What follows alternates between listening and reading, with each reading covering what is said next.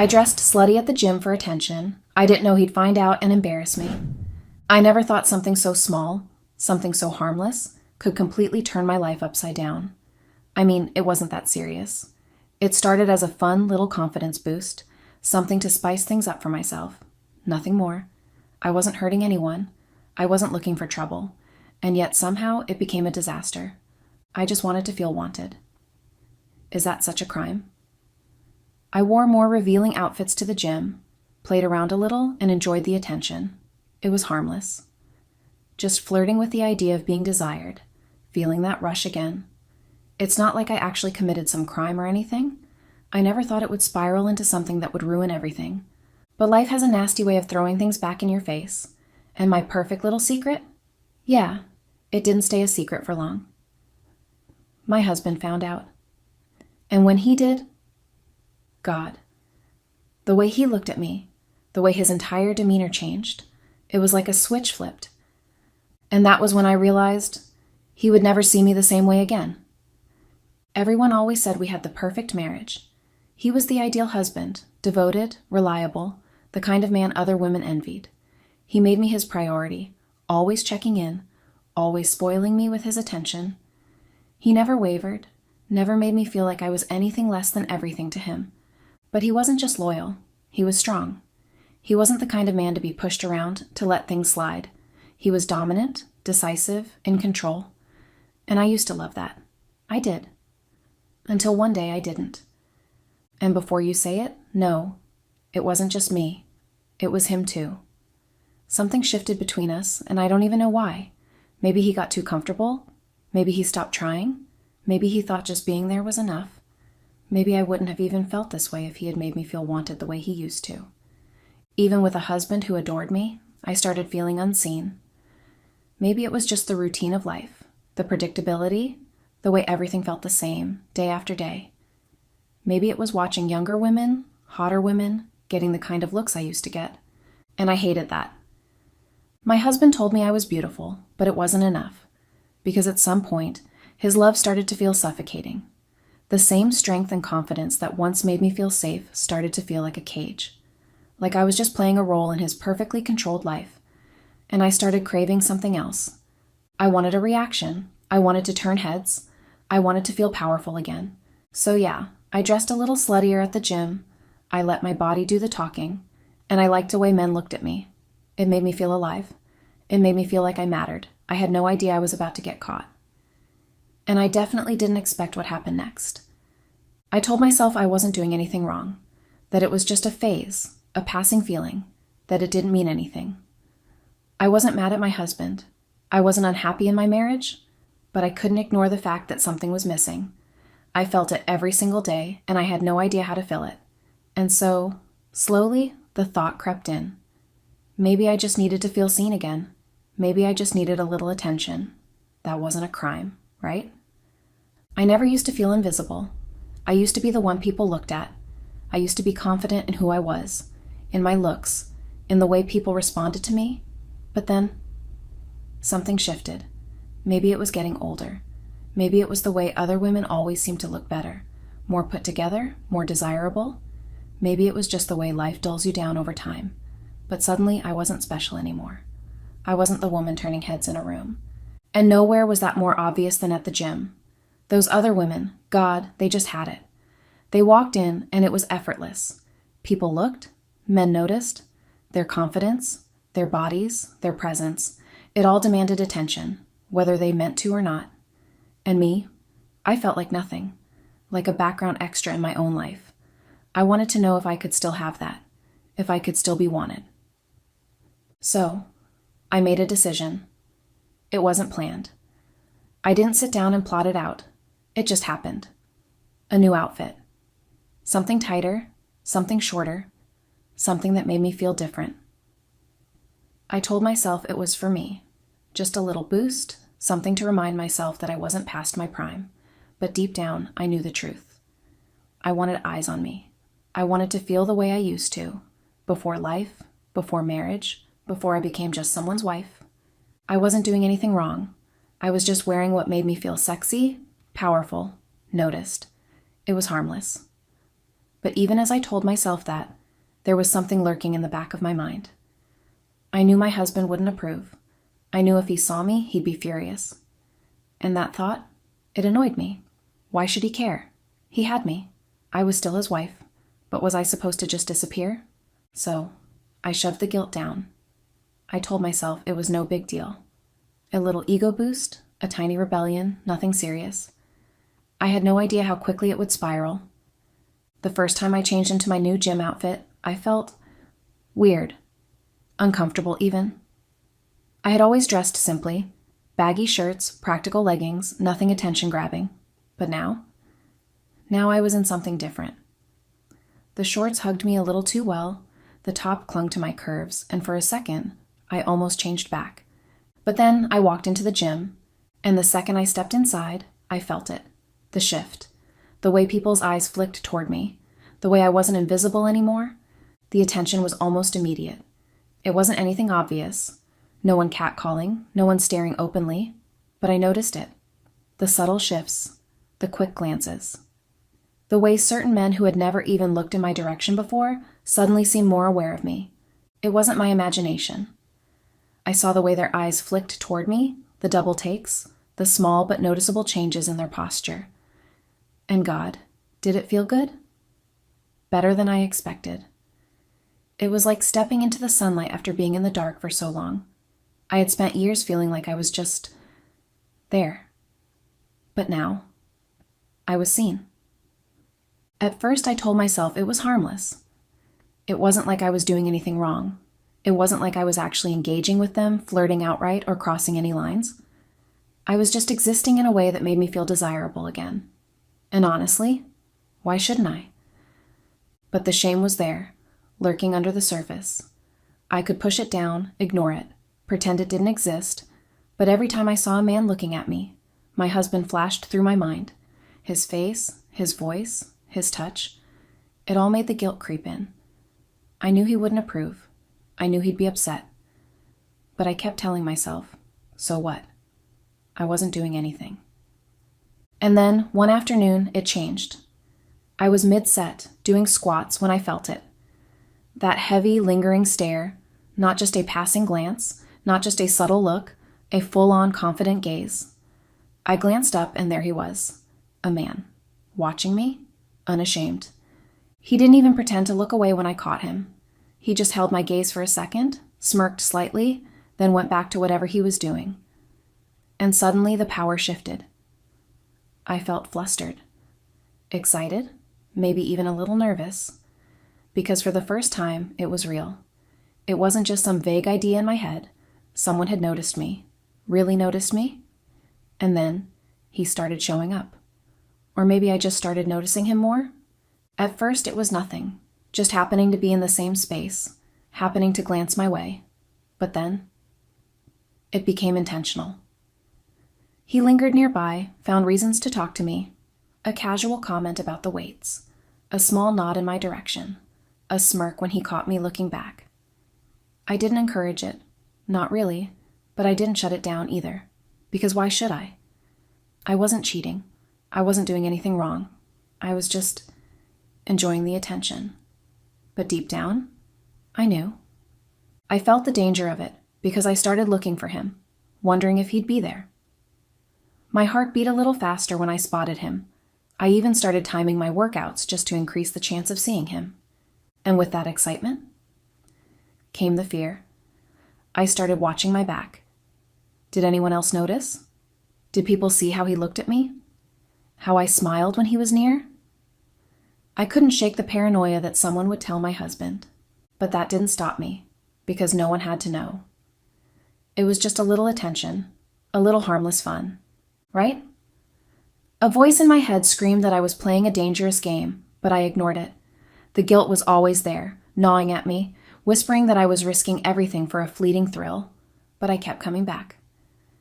Because it felt too good. Because I hadn't felt this alive in years. Because deep down, I convinced myself that as long as it didn't go too far, I could control it. I was wrong. So wrong? I don't even know what I was thinking. Maybe I wasn't thinking at all. It started small. After an especially intense workout, I lingered in the locker room longer than usual, knowing he was still there. When I saw him near the showers, I didn't turn away. I didn't walk out. I let my gaze linger just a second too long, and he noticed. The next thing I knew, he followed me. The gym had private showers, a door that locked. And before I knew it, we were inside. We had barely spoken, but there was an understanding. A thrill in knowing what we were doing was wrong. And that's what made it so intoxicating. My heart hammered in my chest as the water ran over us. His hands were on me, pulling me against him, mouths colliding, sloppy, desperate, reckless. I was drowning in the rush of it, lost in the thrill. I wasn't going to apologize for finally having fun. For the first time in years, I felt wanted, desired, alive. And why shouldn't I? Hadn't I spent enough time being the perfect wife? The loyal wife? The woman who put her husband's needs first, only to be met with complacency? With a man who took me for granted, who assumed I would always be there, no matter how invisible he made me feel? No. I was done waiting for his validation. The gym had become my playground, a place where I controlled the attention, where I dictated the terms. The more I indulged, the bolder I became. At first it was subtle, a slightly tighter sports bra, shorts that rode up a little higher when I moved, a stretch held just a second too long in front of the right audience. Then, I stopped pretending. I wanted the stares. I thrived on them. I let my outfit speak for me. Barely there shorts that showed every curve, tops that left nothing to the imagination, and I knew he was watching. The man I had made out with in the showers. He was obsessed now. Wherever I went, his eyes followed, and I loved it. It made me feel powerful, knowing I could make him sweat with a single glance, that I could toy with his self-control and he would let me. I stopped caring if people noticed. They should notice. I deserved to be noticed. That afternoon, I was in my element. I had dressed for attention. A sports bra so tiny it barely covered me, shorts that weren't doing their job at all. And he was there, waiting, watching. We had already crossed the line, so why stop? I was in the middle of a very suggestive workout, my body positioned deliberately, his hands hovering just a little too close, our laughter too intimate, when the air changed. The energy in the gym shifted. A heavy, dominant presence entered the room, and I felt it before I even saw him. I froze, slowly, terrified. I turned my head, and there he was, my husband, standing there, watching, seething. The room fell silent. No music, no movement, just the slow, controlled rise and fall of his chest. I had never seen him like this. His jaw was clenched so tight I thought it might break. His shoulders squared, his entire body radiating pure dominance, and his eyes black with fury. The gym guy beside me shifted nervously. My husband's gaze flicked to him for 1 second, just one. And that was all it took. The guy practically flinched, his confidence vanishing as he took a step back, suddenly realizing he had just made the biggest mistake of his life. But my husband wasn't here for him. He was here for me. Stand up. His voice was calm, too calm. I didn't move. I couldn't. I was frozen in place, my body betraying me as the full weight of the moment crushed down on me. So he stepped forward, closer. The entire gym was watching, and he didn't care. He reached down, grabbed my wrist with an authority that sent a shiver through my body, and pulled me up. The silence was suffocating. We're leaving? A command, not a request. His grip was firm, but not harsh. It wasn't about force, it was about control, and I had just lost all of mine. I glanced around, eyes everywhere, judgment everywhere. The men who used to glance at me looked away. The women who once envied me now pitied me. And the worst part? He never even raised his voice. He didn't need to. He had already won. Because no matter how much I had played, how much I had wanted to feel powerful in this moment, I was nothing. It was a stupid, reckless, impulsive thing. The thrill of it sent a rush through my veins. My heart pounded as he leaned in, close enough that I could feel his breath on my skin. "Are you sure?" he murmured, his voice low and full of promise. And instead of running, instead of pushing him away, I let him inside me. The warm spray of the water, his hands gripping my waist, the electricity surging between us, it was dizzying. My mind screamed that this was wrong, that I was crossing a line I could never uncross, but my body thrived on it. For once, I wasn't just a wife, a partner, someone's responsibility. I was just a woman, wanted, desired. And then, as fast as it happened, it was over. We pulled away, breathless, knowing we had gone too far. I stepped back, my fingers brushing against my lips, my heart still racing. What the hell had I done? The car ride was silent. Not the kind of silence where things felt unresolved but fixable. Not the kind of silence that invited conversation or even an argument. This was absolute, cold, final. My stomach twisted as I sat there, barely dressed, my heart pounding. I knew better than to speak first. I stole a glance at him, but he didn't even look at me. His grip on the wheel was tight, his jaw clenched, and the way he drove, calm, unhurried, in complete control, only made the dread worse. Where are we going? I finally asked, forcing my voice to sound small, innocent. No answer. My skin prickled. I recognized these streets. This wasn't the way home. I swallowed. This isn't... Then he laughed. Laughed.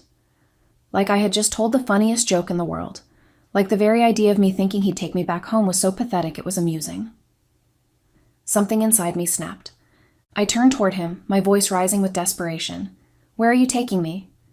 He finally looked at me, and my whole body went cold. Where do you think? He said, voice low, measured, but soaked in disappointment. My throat closed up. No. Not there? My pulse started racing. I shook my head.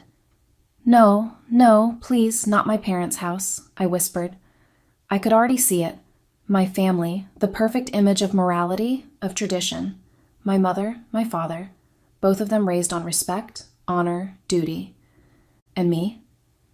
I was about to be delivered to them like a disgrace. I reached for his arm, gripping it. Please, I begged, my voice breaking. They won't understand. You know how they are. This will ruin... He ripped his arm away, his face blank. You should have thought about that before. I gasped, shaking my head. Please, I'll do anything. Just don't take me there like this. I gestured at my barely there gym clothes, my makeup still smudged, my hair a mess. But he didn't care. I had humiliated him in public. Now it was my turn. I felt the car slow, turning onto a road that made my stomach drop. The driveway. Number. I grabbed his arm again, desperation clawing up my throat. Please, just let me go home and change first. Just give me 5 minutes. I'll do anything. Just... He didn't even glance at me as he parked. Then he got out and walked around the car. My heart pounded. He opened my door, and I froze. Get out. My lips trembled. I can't... He leaned in. Close. His voice lowered. You should have thought about that before you spread your legs for validation. A small, strangled sound left my throat. I wanted to die. Tears filled my eyes, but I bit my lip, refusing to let them fall. Not in front of him. Not when he already thought I was pathetic. Out, I hesitated. Then, my mother's voice. From the porch. Calling my name. Oh, God.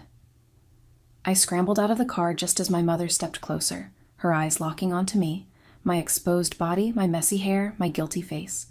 And her expression changed, from warmth to realization to horror. And that was when I knew. I was done. Update. Rock bottom. The conclusion arrived sooner than I had anticipated, yet it seemed like I had been expecting it all along. The divorce papers, marking the official beginning of the end of our marriage. Seeing his name there on those documents, the same name I had once written next to mine with so much love and hope, broke me in ways I couldn't even express. But there was no yelling, no long dramatic argument, just silence. The kind of silence that was final, the kind that sealed a fate. I was forced to confront the reality of what I had done, the life we built together, the home we shared, the memories that once felt so secure. All of it was slipping away, and I had no one to blame but myself. And there was no alimony, no settlement, no financial cushion, no safety net, nothing. Because I cheated. Because in the eyes of the law, in the eyes of everyone, I was the one who burned our marriage to the ground. I had nothing. Now I was sleeping on my friend's couch, job hunting with no luck, no qualifications, no real experience, no talent. I had spent so much time being a wife, a kept woman, thinking I would never have to worry about standing on my own. I had relied on my looks, my charm, the comfortable life my husband provided. But none of that mattered now. Because now, when I walked into interviews, I had nothing to offer. Now when I sent out applications, no one even called back. Now when I looked in the mirror, I wasn't special. I was a nobody. The friends who once gushed about how lucky I was, they disappeared. The ones who admired my confidence and told me how great I looked at the gym, now they whispered behind my back. No one wanted to be associated with the woman who destroyed her own marriage for a few compliments. And worst of all, I didn't even get the attention I craved. I was alone, drowning in the wreckage of my own choices, and this time, no one was coming to save me.